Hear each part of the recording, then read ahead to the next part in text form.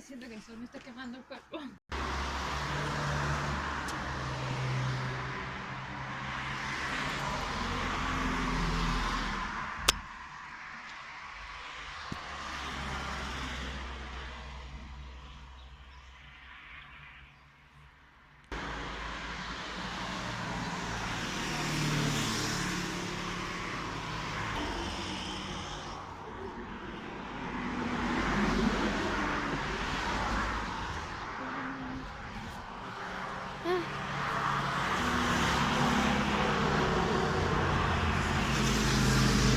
Mamá, ¿cuándo viene micro?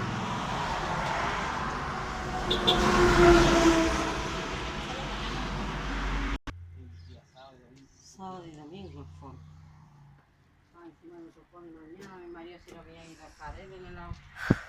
Y voy a trabajar, tengo que ir a buscar para las 12.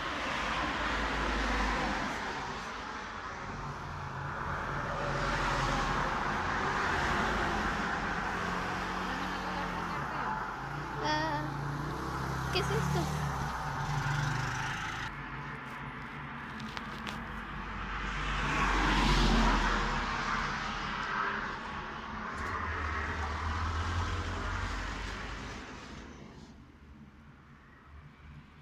¿Y la de popeta ha pasado?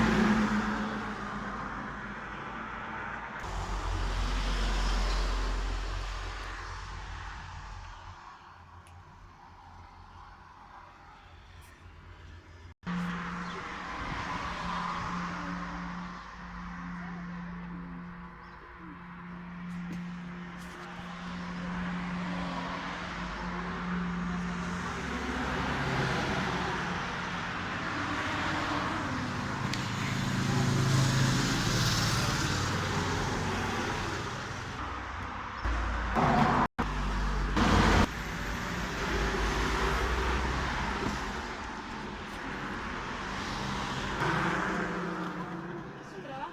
Ya me pacienté por su trabajo.